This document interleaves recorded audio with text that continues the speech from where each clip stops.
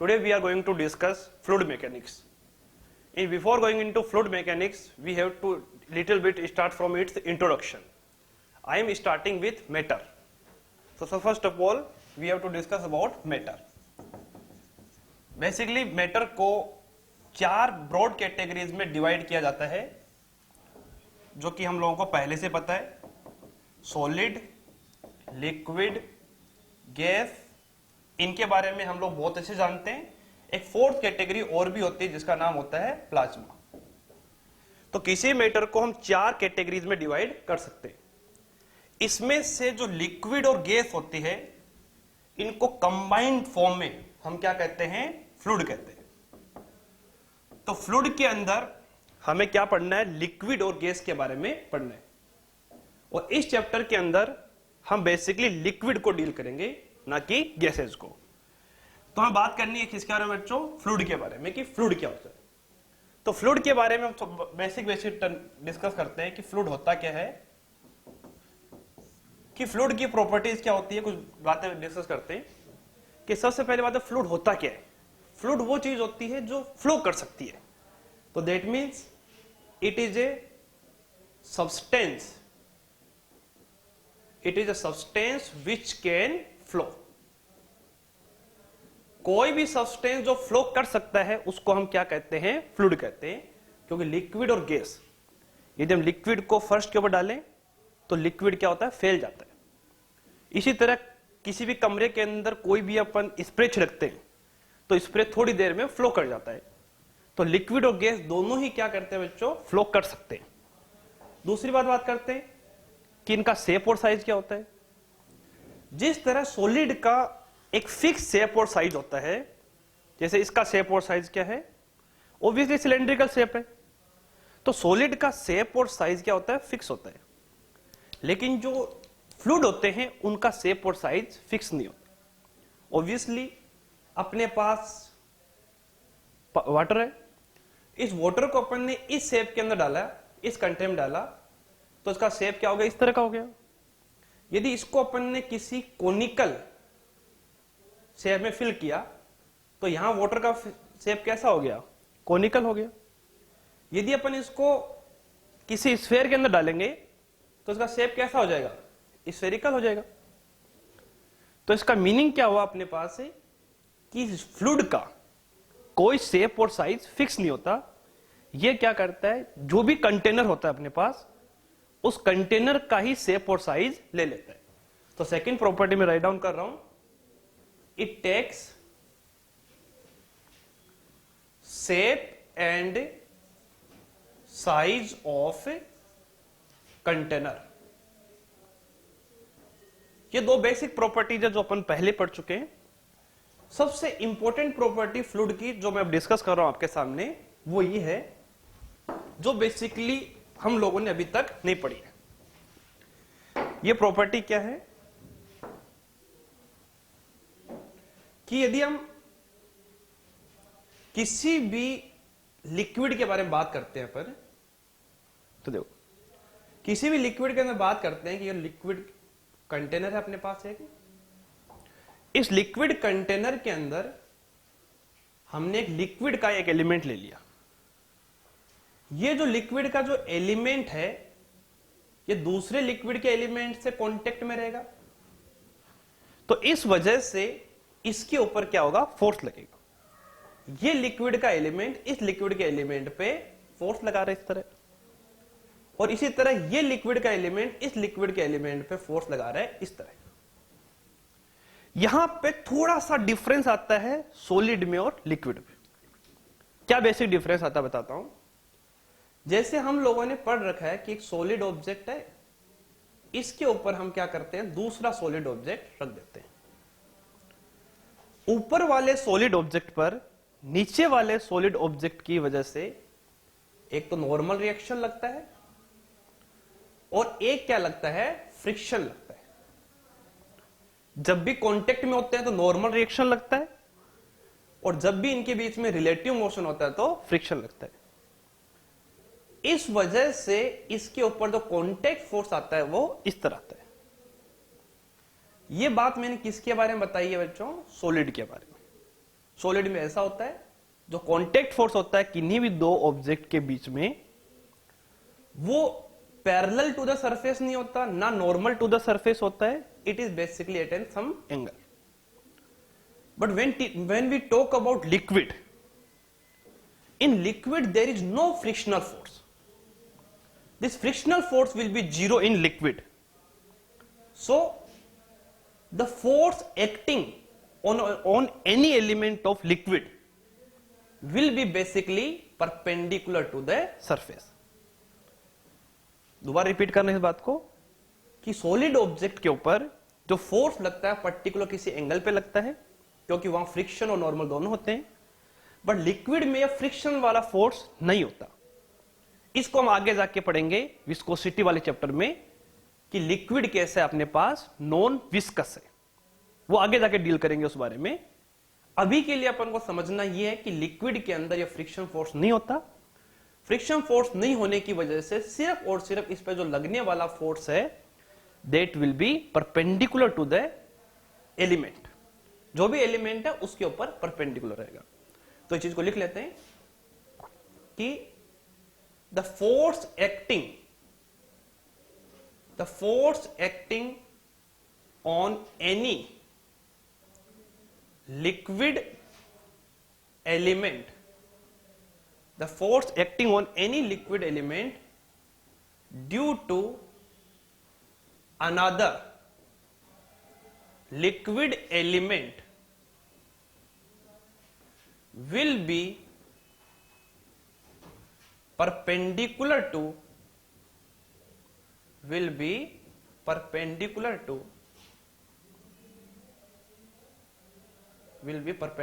to surface.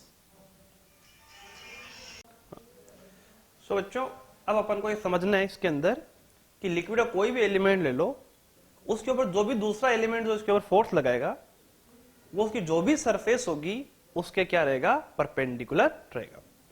तो obviously मान लो liquid का एलिमेंट इस तरह का है, ये लिक्विड का एलिमेंट है कोई, तो उस पे जो फोर्स लगेगा वो परपेंडिकुलर टू द सरफेस लगेगा.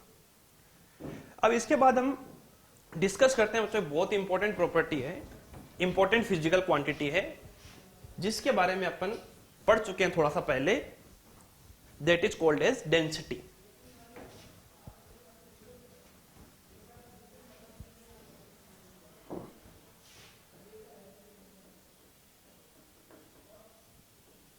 डेंसिटी. अब हम डेंसिटी के बारे में डिस्कस कर रहे हैं. डेंसिटी क्या होती है बच्चों, इसके बारे में सबको पता है अपन को. It is mass by volume. Basically density तीन तरह की होती है. एक तो होता है linear mass density, that is mass upon length.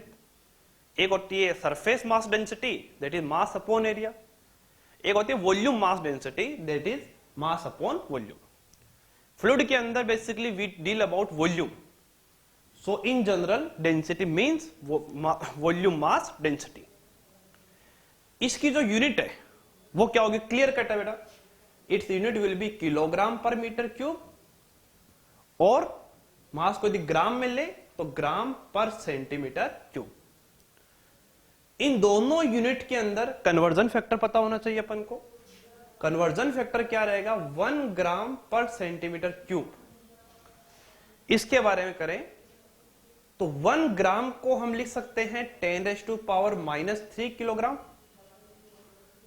और 1 सेंटीमीटर को लिख सकते हैं 10⁻² मीटर की power 3. So overall it is 10⁻³ it is 10⁻⁶. By solving we will get 10⁻³ kilogram per meter cube. So this conversion factor must be memorized. 1 gram per centimeter cube equals to 1000 kilogram per meter cube. इसके साथ हमें दो density याद होनी चाहिए. Water का density, water का density simply 1 gram per centimetre cube, और we can say that 10⁻³ kilogram per metre cube. दूसरी बात, डेंसिटी ऑफ मर्करी, यह भी याद होनी चाहिए. It is 13.6 gram per centimetre cube, और we can say 13.6 into 10⁻³ kilogram per metre cube. ये डेंसिटी है, बट इसके साथ में इसको कई बार दूसरे टर्म से भी डिफाइन किया जाता है, दूसरी डेफिनेशन भी इसकी यूज की जा सकती है, एक नई टर्म बनाएगी इसके लिए। This new term is called as relative density. इसको रिलेटिव डेंसिटी भी कहते हैं और इसको हम स्पेसिफिक ग्रेविटी भी कहते हैं। दोनों टर्म का मतलब एक ही है। रिलेटिव डेंसिटी या स्पेसिफिक ग्रेविटी होती क्या है? इसका डायरेक्ट डेफिनेशन ये कहता है, it is basically density of any matter. किसी मैटर की डेंसिटी को किससे डिवाइड करना है? वाटर की डेंसिटी से। लेकिन थोड़ा पता होना चाहिए कि वाटर का डेंसिटी अलग अलग टेम्परेचर पे अलग अलग होता है, तो इसलिए हमको यहां पे वाटर का डेंसिटी फिक्स डिफाइन कर रखा है, that is density of water at 4 degree Celsius.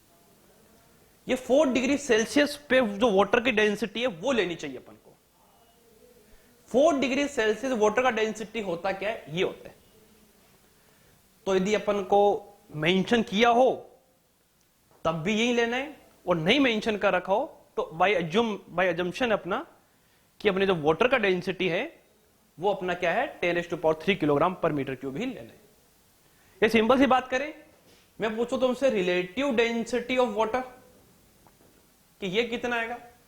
Obviously यहां पे density of water divided by density of water, तो it will surely it is 1।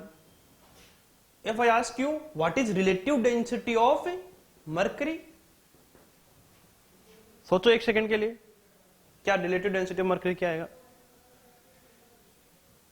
Mercury का रिलेटिव डेंसिटी बात करते हैं तो ऑब्वियसली ये कितना आएगा बेटा? 13.6 gram per centimetre cube, and it is 1 gram per centimetre cube, so overall it is 13.6। Density का यूनिट होगा, लेकिन रिलेटिव डेंसिटी क्या है? यूनिटलेस क्वांटिटी है। It is clear? इसके बाद हम नेक्स्ट टॉपिक मूव करेंगे, दैट इज प्रेशर।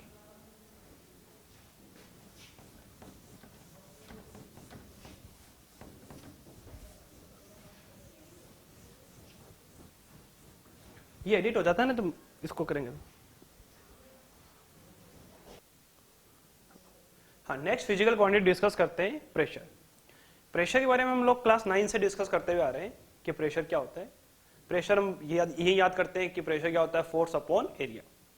लेकिन फोर्स अपॉन एरिया इसकी क्या होती है? एक्चुअल डेफिनेशन नहीं होती। इसकी एक्चुअल डेफिनेशन होती है परपेंडिकुलर फोर्स अपॉन एरिया। तो pressure is basically it is, we can say that perpendicular force upon area. It is perpendicular force per unit area.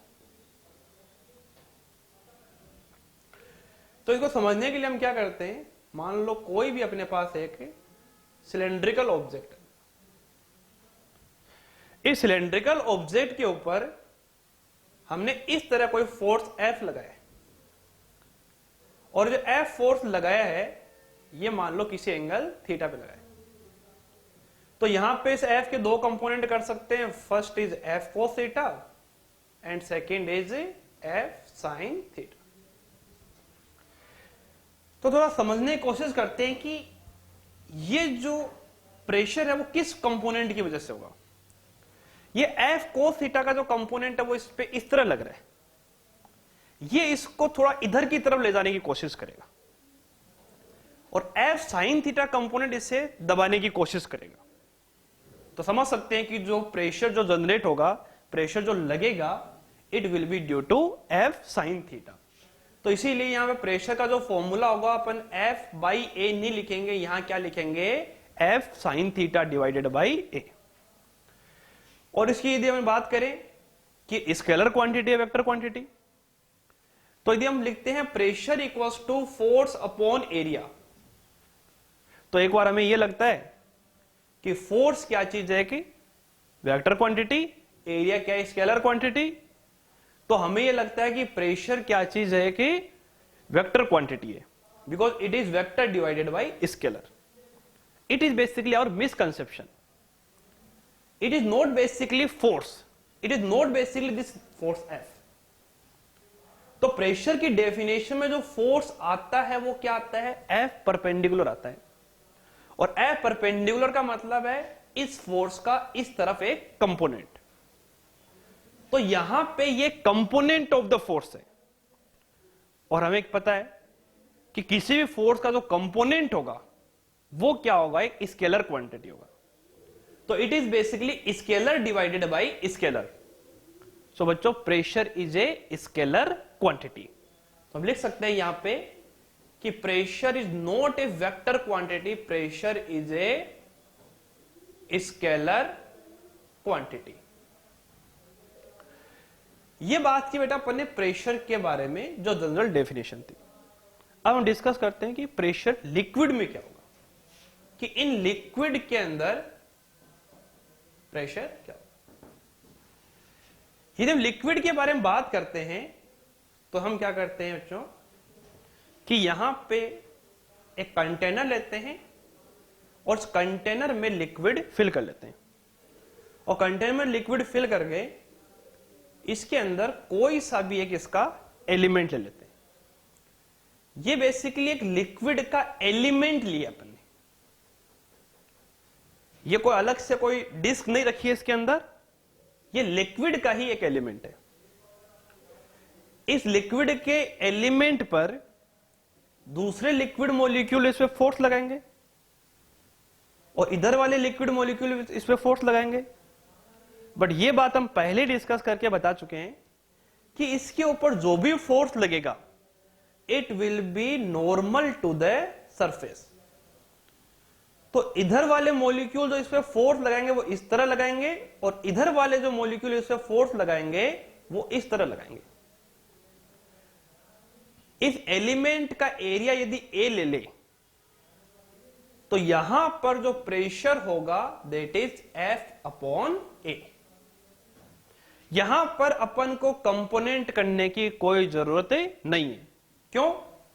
क्योंकि force is always perpendicular to the element in liquid. अब कुछ छोटी छोटी बातें कर लेते हैं इसके बारे में कि प्रेशर की यूनिट क्या होगी। यदि हम यूनिट ऑफ प्रेशर के बारे में बात करें तो क्या क्या यूनिट होगी, देखो। जो इसकी ऐसा यूनिट होती है दैट इज पास्कल या न्यूटन पर मीटर स्क्वायर कह सकते हैं। बट इसके अलावा इसकी एक यूनिट और भी यूज होती है, that is common term 1 ATM। इसके अलावा एक टर्म और भी यूज होती है इसकी, सेंटीमीटर ऑफ मरकरी। इनमें रिलेशनशिप देखते हैं क्या होता है। इनमें रिलेशनशिप ये रहता है कि 1 pascal is equal to 1 newton per metre square, and we can also say that 1 ATM it is basically 1.01 into 10⁵ pascal. और जो सेंटीमीटर ऑफ Hg है इसके बारे में बात कर सकते हैं कि जो 1 एटमॉस्फेयर जो होगा it is basically 76 centimetre of Hg। ये कॉमन टर्म ऑफ प्रेशर है, कॉमन डेफिनेशन है इसकी, जो कि अपन को याद होनी चाहिए। इसके अलावा अपन आगे डिस्कस करते हैं कि प्रेशर की और क्या बातें हैं। कि प्रेशर के बारे में हम एक चीज पहले डिस्कस कर चुके हैं कि इसकी क्या है, कोई डायरेक्शन नहीं होती, ये स्केलर क्वांटिटी। लेकिन इसके साथ जो फोर्स एसोसिएटेड है, जो फोर्स एसोसिएटेड होता है वो क्या होता है, बेसिकली परपेंडिकुलर फोर्स होता है। तो हम ये तो नहीं कह सकते प्रेशर को डायरेक्शन है, लेकिन इसके साथ जो फोर्स एसोसिएटेड है उसकी डायरेक्शन जरूर होगी। तो उसकी डायरेक्शन बारे में डिस्कस करते हैं।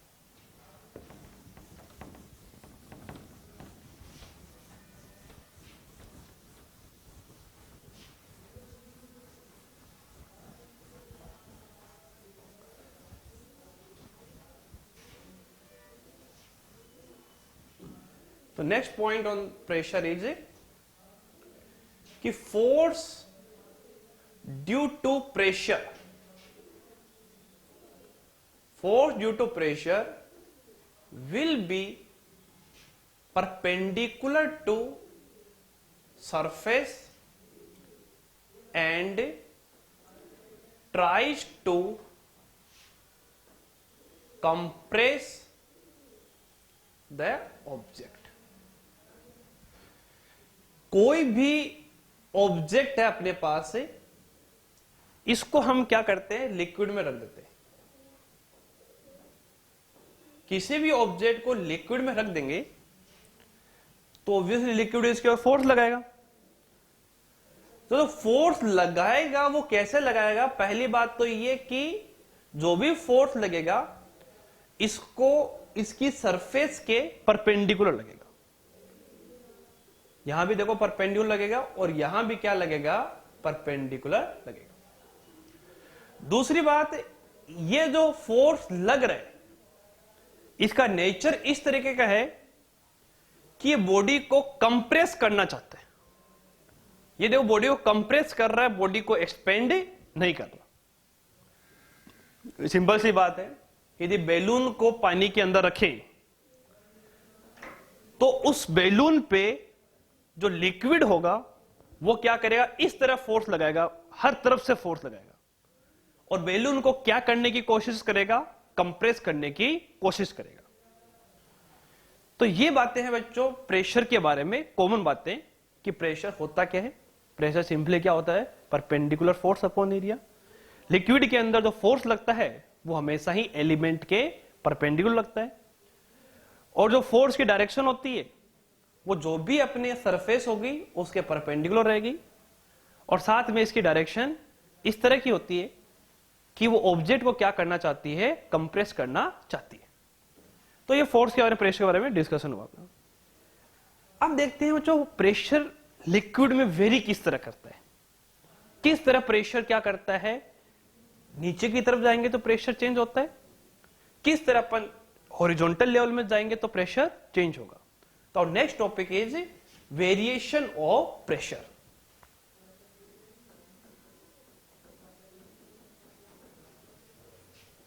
कि हम प्रेशर में वेरिएशन कैसे होगा वो डिस्कस करते हैं। प्रेशर का जो वेरिएशन है वो हम दो डायरेक्शन में देखेंगे, एक तो वर्टिकल डायरेक्शन में और दूसरा किस में देखेंगे, हॉरिजॉन्टल डायरेक्शन में। तो first is in vertical direction.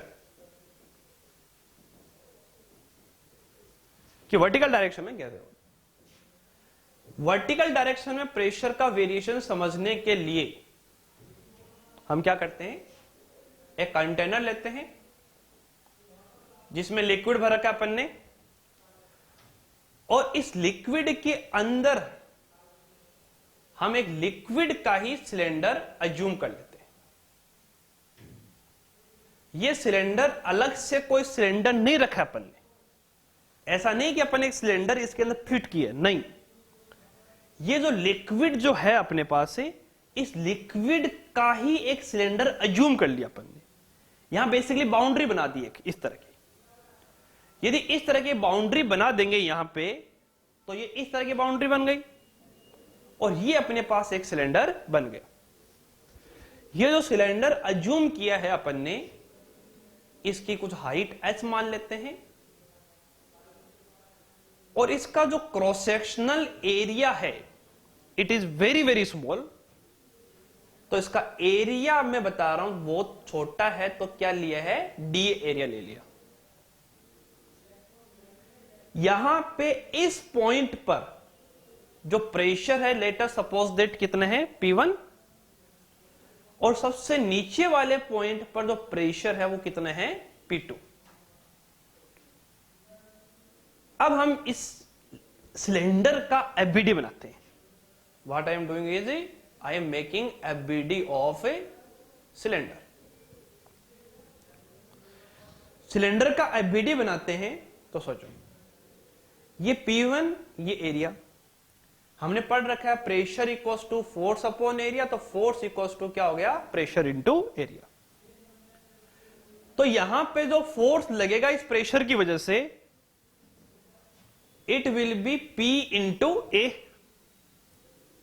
P क्या लिखेंगे, इस पॉइंट का कितना है, P1, और एरिया कितना हुआ, dA। और मैंने यह भी बताया था कि जो भी प्रेशर की वजह से जो फोर्स होता है, it basically tries to compress the object. तो इस पर जो फोर्स लगेगा वो इस तरह लगेगा F1, और F1 होगा किसका?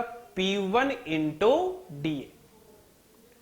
दूसरी बात, इस lower part of the cylinder पे जो फोर्स लगेगा इट इज बेसिकली F2, और F2 कितना होगा? यहां का प्रेशर P2 इंटू डी। तो जो भी फोर्स है वो प्रेशर इंटू एरिया, और इस तरह लग रहा है जैसे बॉडी को कंप्रेस करने की कोशिश कर रहा है। ये फोर्स नीचे की तरफ लगा, ये फोर्स लगा ऊपर की तरफ। अभी हम सिर्फ वर्टिकल डायरेक्शन में ही सोच रहे हैं, हॉरिजॉन्टल डायरेक्शन के बारे में बिल्कुल भी नहीं सोच रहे। तो इसके ऊपर क्या क्या फोर्स लगा? एक तो ऊपर से लगा, ऊपर से जो फोर्स लगा that is P1 into D, और इस तरफ जो फोर्स लगा that is P2 into D. इन दो फोर्स के साथ साथ एक तीसरा फोर्स भी होगा that is gravitational force. Gravitational force हम लोग इस तरफ लिख सकते हैं mg। mg का मतलब क्या है? जो सिलेंडर का जो सिलेंड्रिकल लिक्विड है, यहां पे जो हमने लिक्विड का सिलेंडर अज्यूम किया है, उस सिलेंडर में जो लिक्विड भरा हुआ है उस लिक्विड का मास कितना है? m। ऑब्वियसली पूरा सिस्टम इक्विलिब्रियम में है, तो जितना फोर्स नीचे लग रहा है वो ऊपर लगने वाले फोर्स से बैलेंस होगा। नीचे लगने वाला फोर्स कितना हुआ? P1 डी, साथ में क्या लग गया? mg equals to P2 D. Discuss करते हैं इस m के बारे में कि m क्या चीज है। जो भी मास होता है ऑब्वियसली क्या होगा? Density into volume. डेंसिटी लिख दिया अपन ने, वॉल्यूम क्या होगा इसका? Cross sectional area A into this height h, तो it is basically dA into h। यदि रो dAh यहां पुट कर देते हैं तो इक्वेशन क्या बन जाएगी अपने पास से? P1 dA प्लस mg की जगह लिख देंगे बेटा rho dA into h equals to P2 into D. ठीक है, अब यहां पे dA और साथ में एक टर्म और भी रहेगा बेटा g। तो यहां बेटा dA कैंसिल आउट हो गए, तो यहां क्या बचा? P1 plus rho GH equals to P2। तो इस पॉइंट के प्रेशर और इस पॉइंट के प्रेशर में रिलेशनशिप पता चल गया। कितना आया बेटा? P2 equals to P1 plus से रो GH। कितना प्रेशर में चेंज आया? That is delta P equals to rho GH। याद कर सकते हैं इसको कैसे? कि हम ग्रेविटी की डायरेक्शन में जा रहे हैं, ग्रेविटी डायरेक्शन में जा रहे हैं तो प्रेशर इंक्रीज हो रहा है, और किस अमाउंट से इंक्रीज हो रहा है? रो GH से। इस चीज को लिख लेते हैं कि pressure increases in direction of gravity. ये अपन ने डिस्कस कर लिया कि प्रेशर का वर्टिकल डायरेक्शन में किस तरह वेरिएशन आएगा। अब हम डिस्कस करते हैं प्रेशर का हॉरिजॉन्टल डायरेक्शन में क्या वेरिएशन आएगा।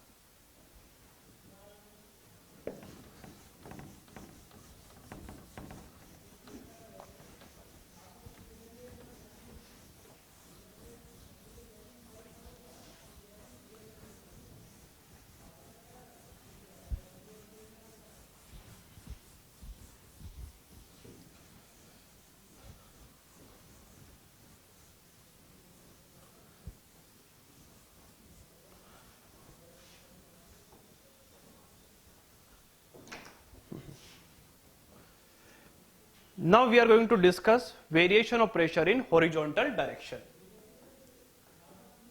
In horizontal direction.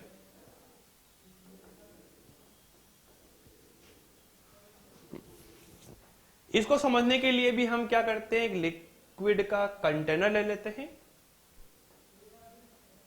इस कंटेनर के अंदर अगेन हम लोग क्या करते हैं? सिलेंड्रिकल एलिमेंट अज्यूम कर लेते हैं।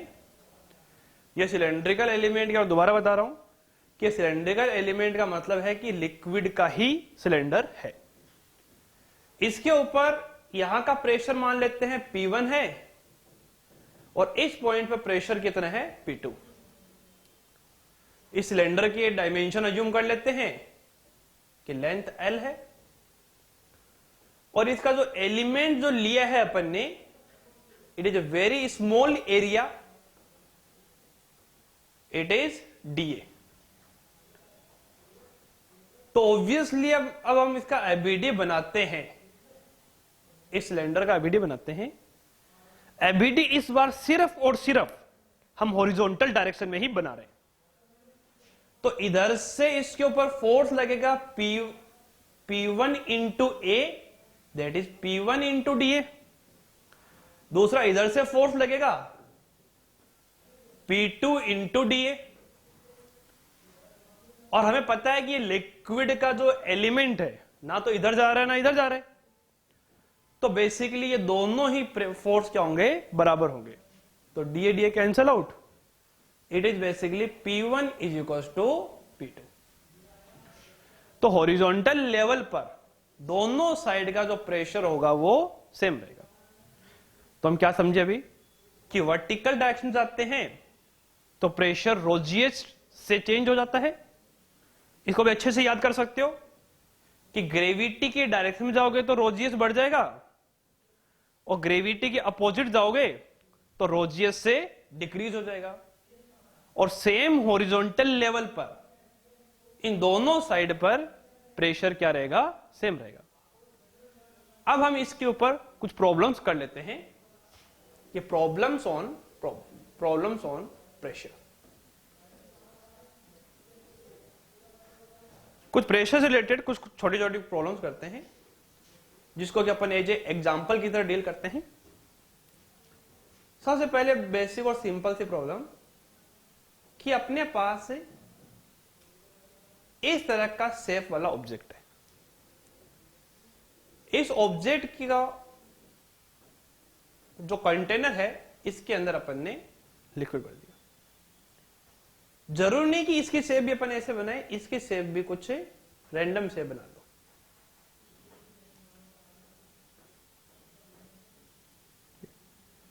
यहां पे एयर है, यहां पे एयर है तो एयर की वजह से प्रेशर होता है और जो एयर की वजह से प्रेशर होता है उसको हम एटमॉस्फेरिक प्रेशर कहते हैं। और एटमॉस्फेरिक प्रेशर को हम डिनोट किससे करते हैं, P नोट से। और P नोट की वैल्यू हमें पता होनी चाहिए, इट इज बेसिकली 1 atm। यदि यहां का प्रेशर पता है और यहां का प्रेशर निकालना है तो बेसिकली हमें क्या चीज चाहिए बेटा, यहां की हाइट चाहिए। तो ये हाइट अपन को गिवन है, तो मैं यहां से यहां के बीच में डायरेक्ट इक्वेशन लगा सकता हूं कि यहां का प्रेशर हुआ P नोट और ग्रेविटी के डायरेक्शन में जा रहे हैं तो प्रेशर बढ़ गया, P nought plus ρgh equals to इस पॉइंट का प्रेशर। इसको नाम A नाम दे देते हैं, तो it is pressure of A। तो हम समझ गए कि प्रेशर का इक्वेशन कैसे लगाते हैं। इस प्रॉब्लम को कराने का मतलब ये कि हमें इसकी जो बाउंड्री से कोई मतलब नहीं कि बाउंड्री इसकी किस तरीके से। एक छोटा सा एक प्रॉब्लम और करके देखते हैं कि अपने पास ये एक लिक्विड का कंटेनर है। इस लिक्विड के कंटेनर में दो पॉइंट दिए हैं, पॉइंट ए और पॉइंट बी। इस पॉइंट ए और पॉइंट बी के बीच की जो डिस्टेंस है वो L गिवन है और ये एंगल कितना बता रखा है, थीटा एंगल बता रखा है। हमसे पूछा गया है कि इस ए में और बी में प्रेशर डिफरेंस कितना आएगा। आई थिंक क्वेश्चन समझ चुके आप लोग। इसको 2 मिनट के पॉज करके इसको सोल्व करने की कोशिश कीजिए। अब हम प्रेशर को समझने के लिए नेक्स्ट एग्जांपल करते हैं।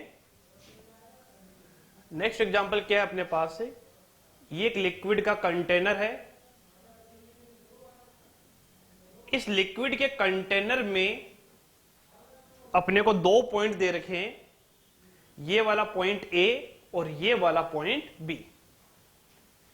इन दोनों पॉइंट के बीच में अपन को प्रेशर डिफरेंस निकालना है और इनके बीच का लेंथ L गिवन है और ये लाइन हॉरिजॉन्टल के साथ कितना एंगल बना रही है, थीटा एंगल बना। तो what we have to do is we need to find out pressure at B minus pressure at A। इसमें आप लोग क्या करो, स्क्रीन को 2 मिनट के लिए पॉज करो और उसको सॉल्व करने की कोशिश करो। ठीक है, हम देखते हैं कि इन दोनों में जो प्रेशर डिफरेंस आएगा कैसे। ये बेटा A से B के बीच में ना तो ये वर्टिकल लेवल है और ना ही ये हॉरिजॉन्टल लेवल है, यहां बेसिकली दोनों ही लेवल है। A से B तक जा रहे हैं, इसका मतलब क्या हुआ, हम हॉरिजॉन्टल भी जा रहे हैं और साथ में क्या कर रहे हैं, वर्टिकल भी आ रहे हैं। तो इसको सॉल्व कैसे करेंगे, देखो हम यहां पे इमेजिनरी तरीके से एक तीसरा पॉइंट और एज्यूम कर लेते हैं। ये B है तो इस पॉइंट को क्या ले लो, C ले लो।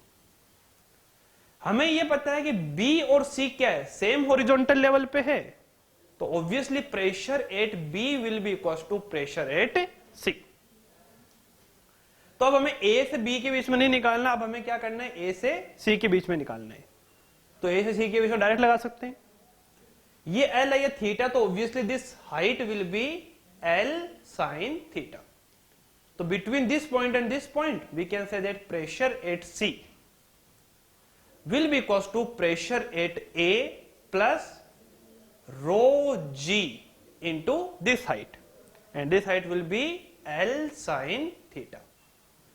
So we can say that pressure at C equals to pressure at B equals to pressure at A plus rho GL sin theta.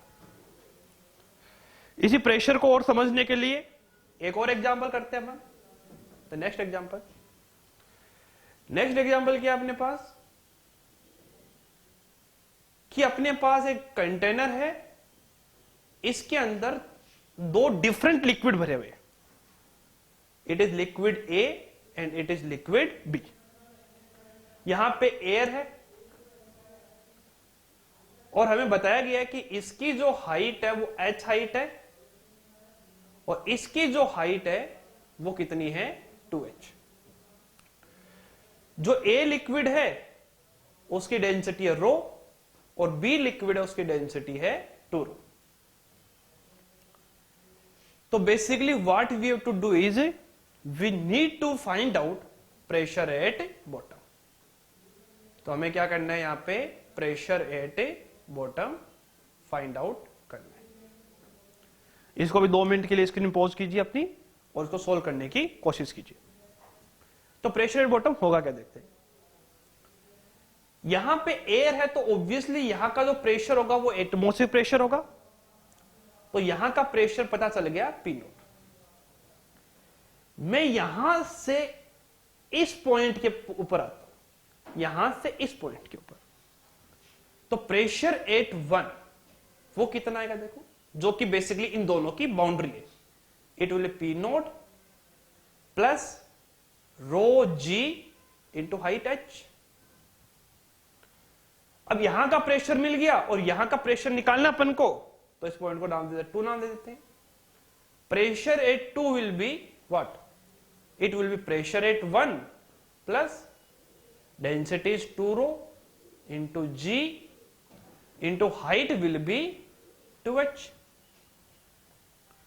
P1 की वैल्यू यहां पुट करते हैं तो कितना आएगा, P node plus it is 4 rho GH, it is rho GH, तो इसी basically 5 row GH।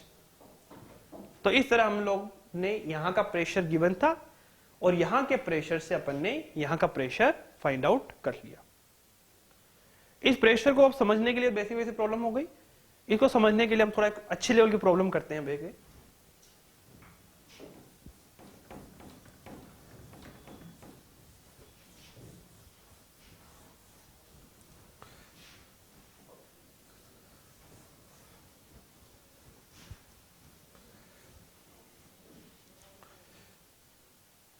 It is basically a conceptual example.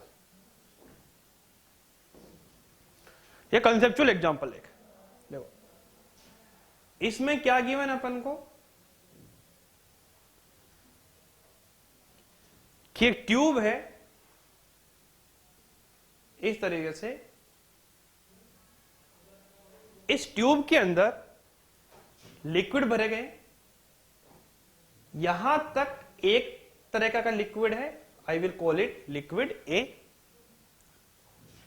और इसके अंदर यहां तक, यहां से लेके यहां तक एक दूसरा लिक्विड भरा गया है बी, और यहां से लेके यहां तक इसके अंदर यहां पे भरा गया तीसरा लिक्विड भरा गया है सी। तो बेसिकली इस ट्यूब के अंदर 3 लिक्विड हैं, लिक्विड ए, लिक्विड बी और लिक्विड सी। तो जो लिक्विड ए के बारे में बता रखा है कि यहां तक भरा गया है, और लिक्विड बी क्या है, यहां तक है, और लिक्विड सी, ये लिक्विड सी है। अपने को इसकी हाइट्स भी दे रखी है। हाइट क्या दे रखी है बेटा, कि ये जो हाइट है, this height is basically 20 centimetre, and this height is basically I will say that 10 centimeter, and these two level are at the same horizontal level। हमें बता रखे है कि जो B है उसकी जो डेंसिटी है it is 1 gram per centimetre cube, और हम बताया गया है कि जो A है उसकी डेंसिटी है, I will call it 1.5 gram per centimetre cube, and we need to find out density of C।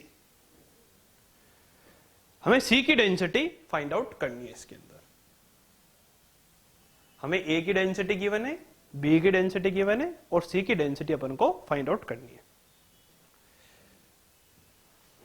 तो इसको पहले कंसेप्चुअली समझते हैं इस प्रॉब्लम के बारे में।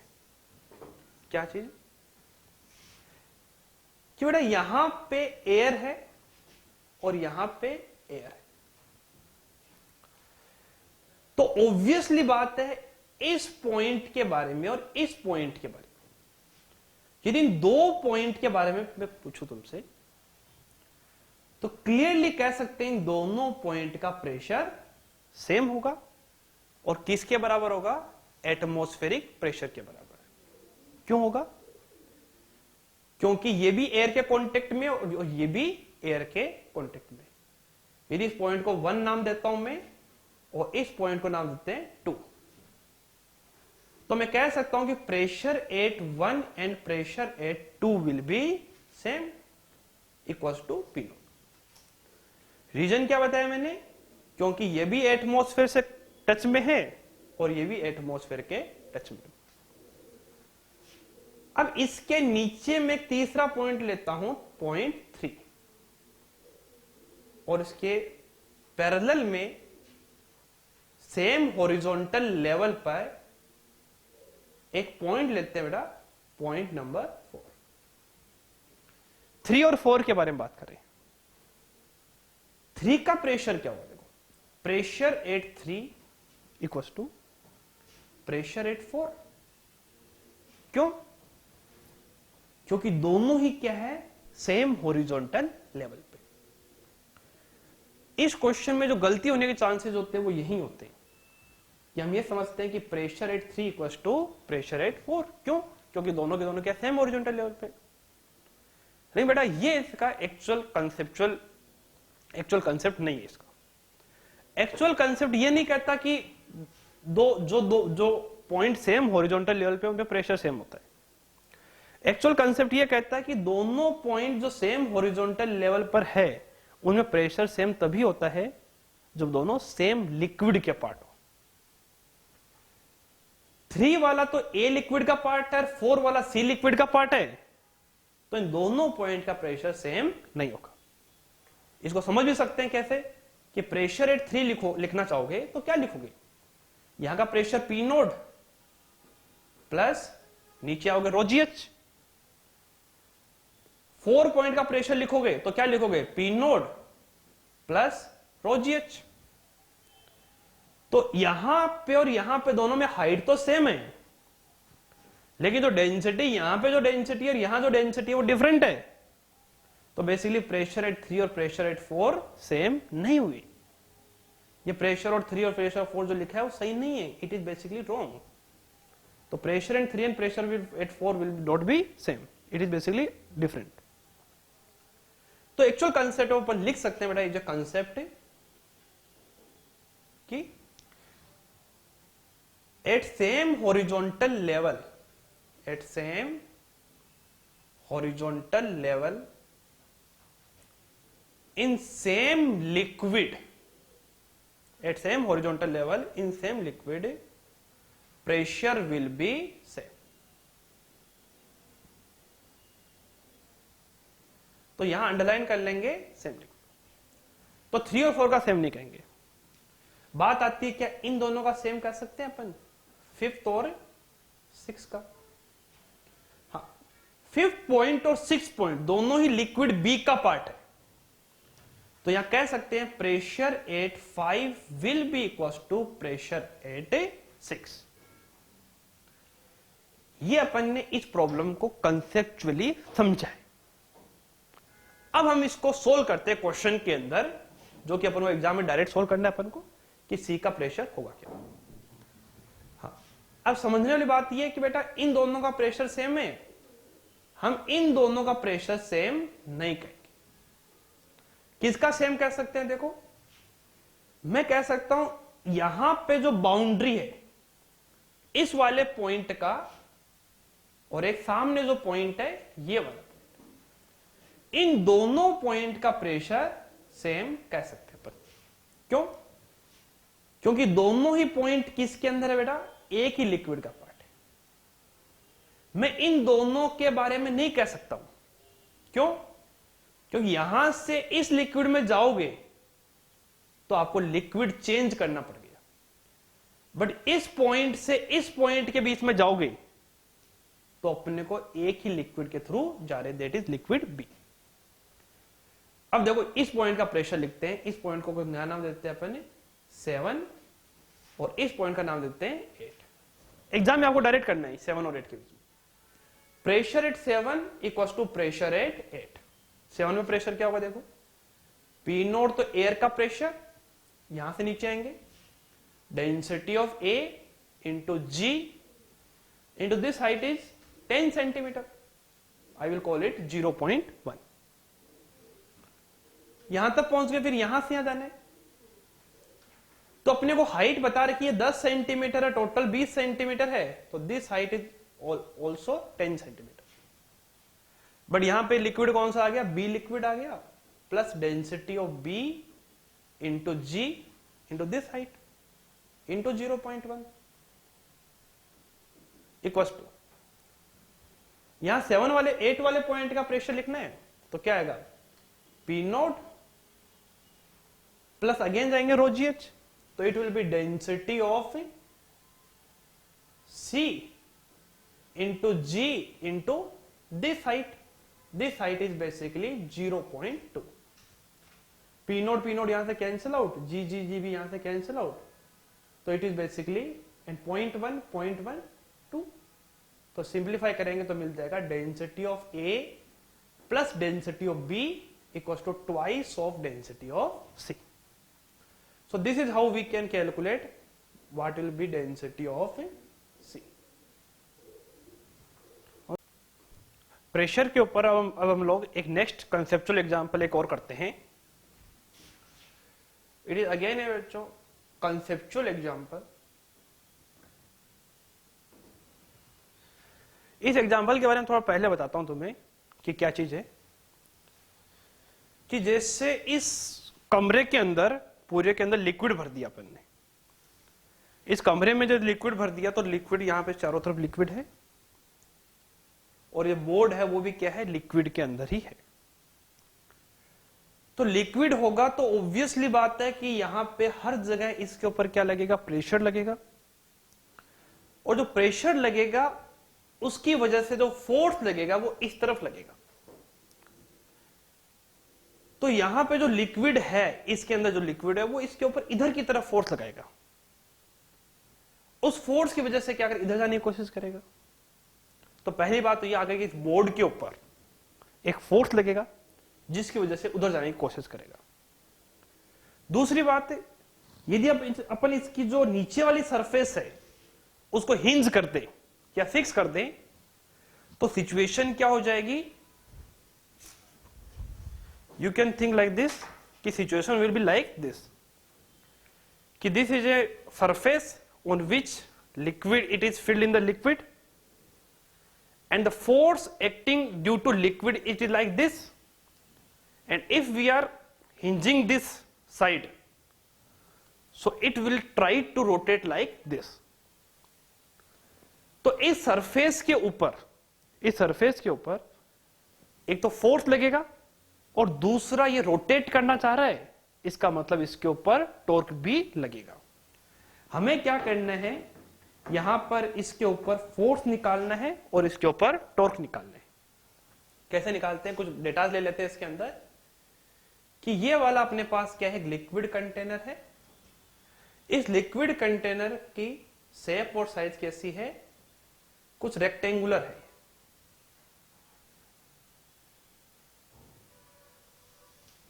इसकी शेप और साइज बना लेते हैं, ये रेक्टेंगुलर है। इस रेक्टेंगुलर के अंदर लिक्विड भरा हुआ है इस तरह, और इसके डायमेंशन और बता देते हैं। इसकी जो डायमेंशन है, इसकी हाइट कितनी ले ली बच्चों अपन ने, h ले ली, और इस साइड से ये साइज ले ली a, और ये साइज क्या ले ली, इसकी b साइज ले ली। अब हमें करना क्या है, इसका जो फ्रंट फेस है ABCD, इस ABCD फ्रंट फेस पे कितना फोर्स लग रहा है वो निकालना है।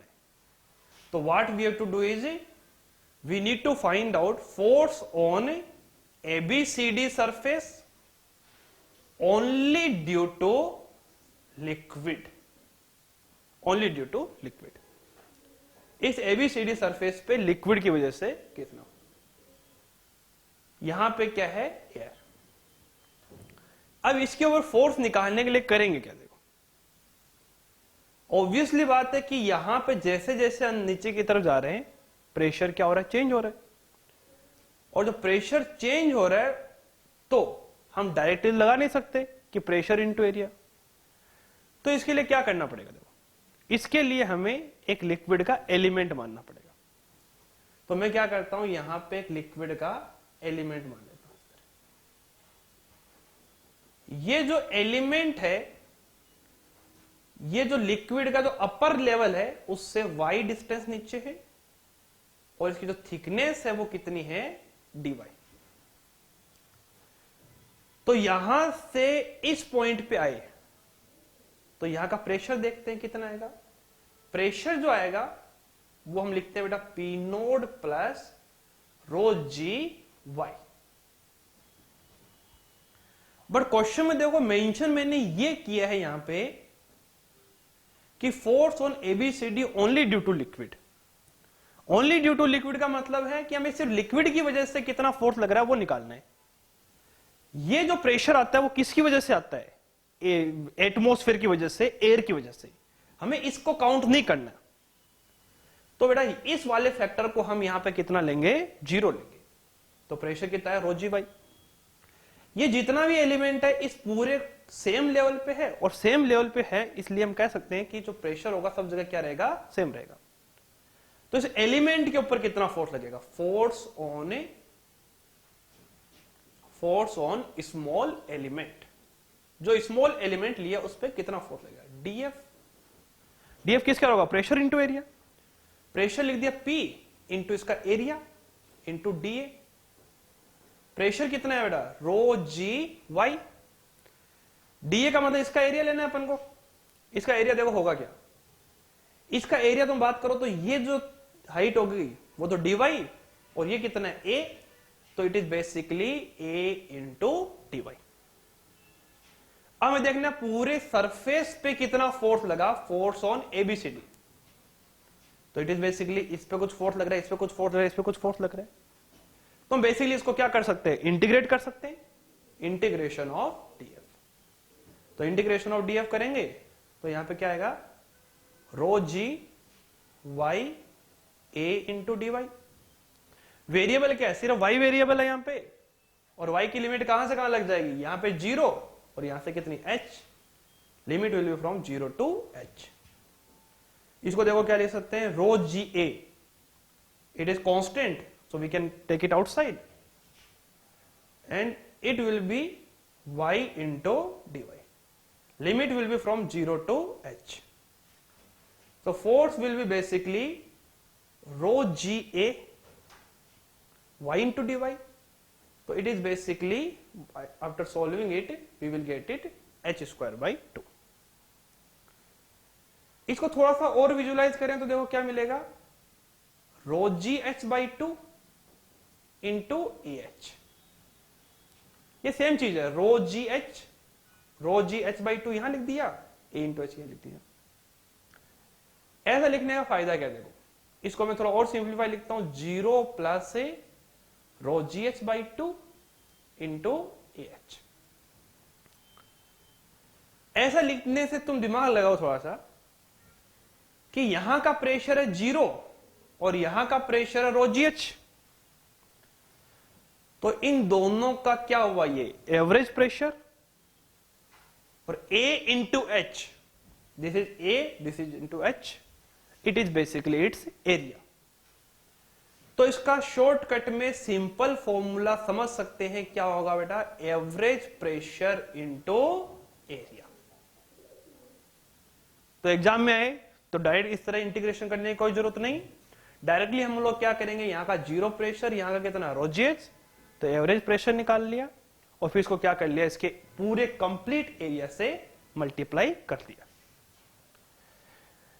अब हम देखते हैं कि इसके ऊपर टॉर्क कितना लगेगा। ये तो था force, now we need to calculate its torque.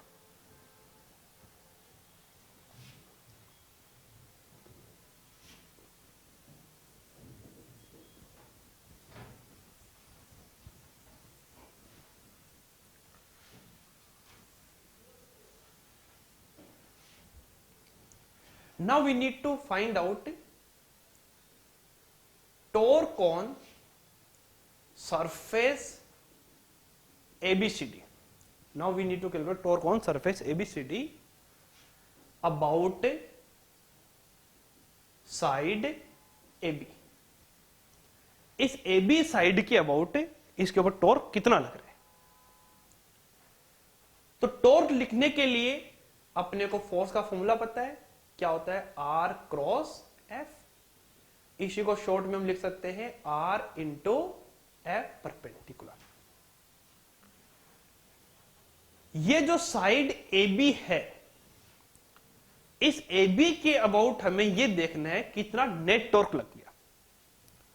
तो इसके लिए बेसिकली सबसे पहले हम देखेंगे इस एलिमेंट पे जो फोर्स लग रहा है, इस एलिमेंट पे जो फोर्स लग रहा है, उस एलिमेंट पे लगने वाले फोर्स की वजह से कितना टॉर्क होगा।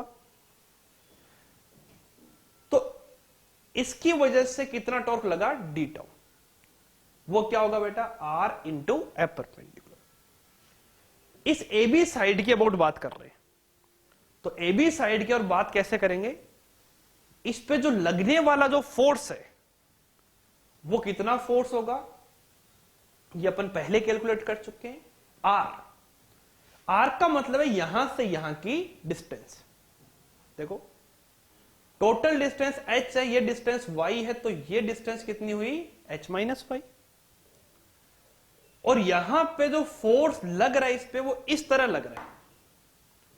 तो ए बी साइड्स के अबाउट इसकी जो परपेंडिकुलर डिस्टेंस होगी that will be h minus Y.